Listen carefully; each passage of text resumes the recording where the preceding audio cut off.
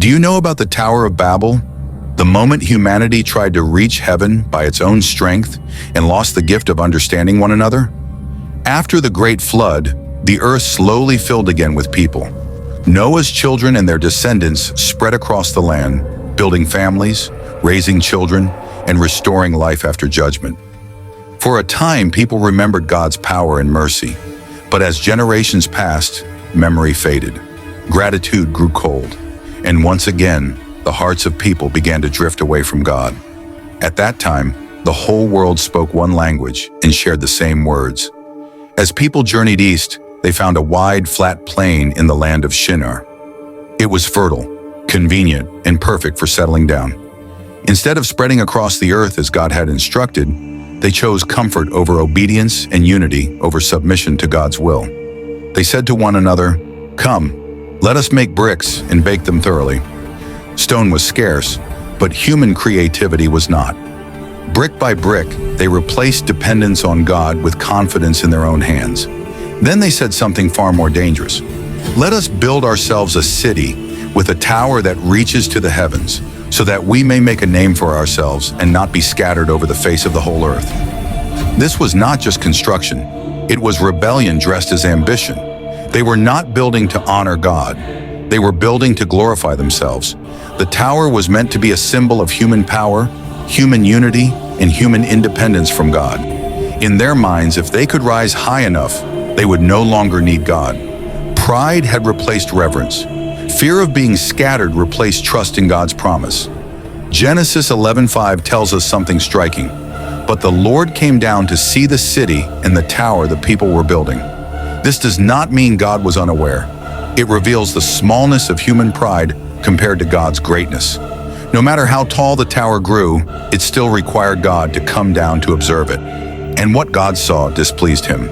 The Lord said, "If as one people speaking the same language they have begun to do this, then nothing they plan to do will be impossible for them."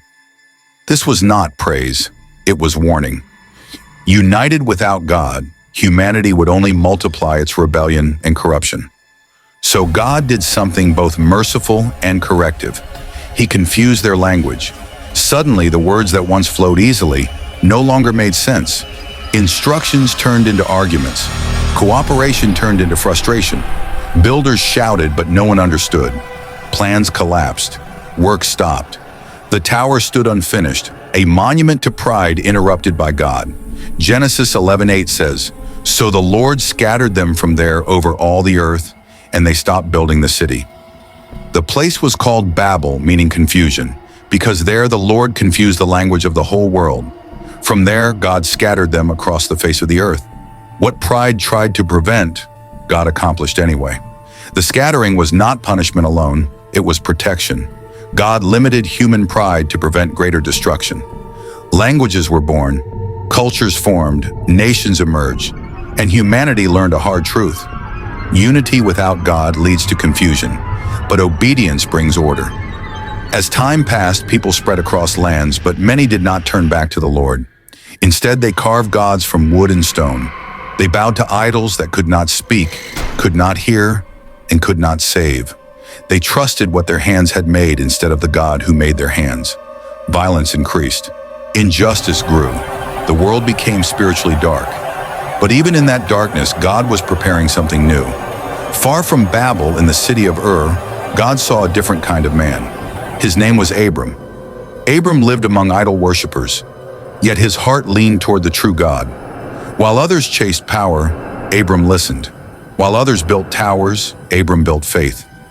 Genesis 12 records the moment God spoke to him. "Go from your country, your people, and your father's household to the land I will show you.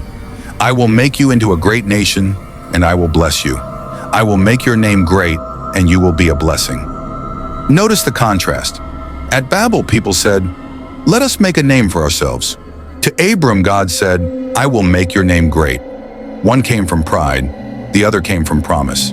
Abram did not ask for blueprints. He did not demand explanations.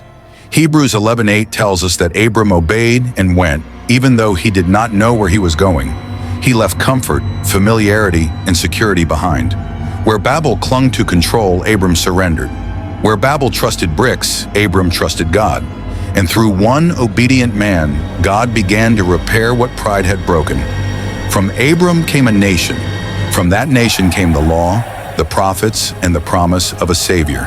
And generations later, in Acts 2, something extraordinary happened.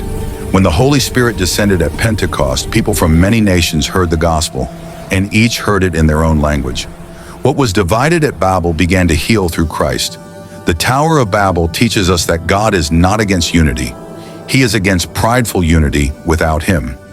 It teaches us that human ambition without submission leads to confusion, but obedience opens the door to blessing. It reminds us that God will always resist pride, but He will always lift those who trust Him. And it asks us a personal question. Are we building towers to make a name for ourselves? Or are we walking in obedience like Abram, trusting God to write our story?